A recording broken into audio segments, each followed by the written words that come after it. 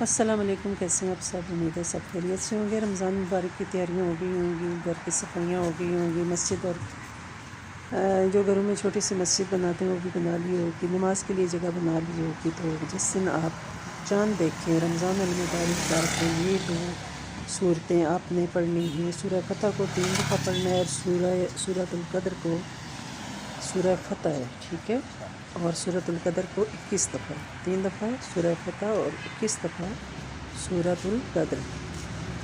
یہ دونوں صورتیں آپ نے پڑھنی، اور انشاءاللہ آپ کو ساری زندگی کے لیے رزق روزی میں برکت رہے گی، اور کبھی بھی آپ کو رزق میں کمی نہیں آئے گی۔